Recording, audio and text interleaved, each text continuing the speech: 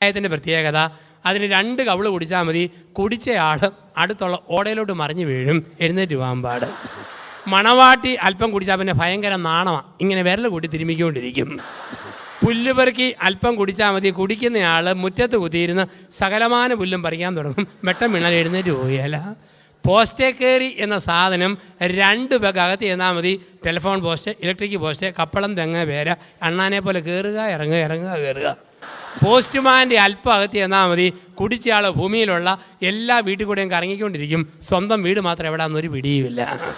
മിശിഹ 2 പേർക്ക് അകത്ത് ചെന്നാൽ മതി. ചെല്ലുമ്പം കണ്ണടച്ചോ, പിന്നെ 3-ാം പൊക്കെ കണ്ണ് തുറക്കാൻ പറ്റത്തുള്ളൂ. ഇതാണ് മിശിഹ. അപ്പം ഇതിന് പല രൂപമുണ്ട്. ഇതാണ് പറയുക, കുടുംബം ഒരു ബാർ ഹോട്ടൽ, ഒരു മദ്യഷാപ്പ്. ചിലപ്പോൾ നമുക്കറിയാം കുടിച്ച് അങ്ങേയറ്റം ആവുന്നവരെയും കണ്ടിട്ടുണ്ട്. ചാണ്ടിച്ചേട്ടൻ എന്ന് പറയുന്ന ആൾ ഷാപ്പിൽ ചെന്ന് കുടിച്ചു കഴിഞ്ഞപ്പം ചാണ്ടിച്ചേട്ടൻ്റെ ഭൂമിയിലെല്ലാം വെള്ളപ്പൊക്കം പോലെ തോന്നാൻ തുടങ്ങി.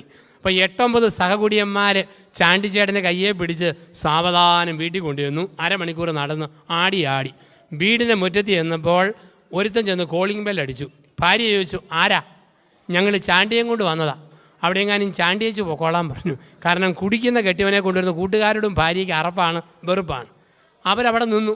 15 മിനിറ്റ് ആയിട്ടും ഭാര്യ വാതിൽ തുറക്കുന്നില്ല. ഇവർ മൊത്തം നിന്ന് ആടുക. ഒരു മനുഷ്യൻ ഒന്നുകൂടെ കോളിംഗ് ബെൽ അടിച്ചു. ഭാര്യ ചോദിച്ചു, ആരാന്നല്ലേ ചോദിച്ചത്?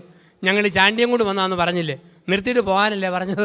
പോരുത്തന്നെ മറുപടി, പൊന്നു പെങ്ങളെ ഇങ്ങോട്ടൊന്ന് ഇറങ്ങി വന്ന് ഞങ്ങളിൽ ആരാ ചാണ്ടിയെന്നൊന്ന് കാണിച്ചു തരാമോ? ഇതാണ് അവസ്ഥ. ഇപ്പോൾ കുടുംബം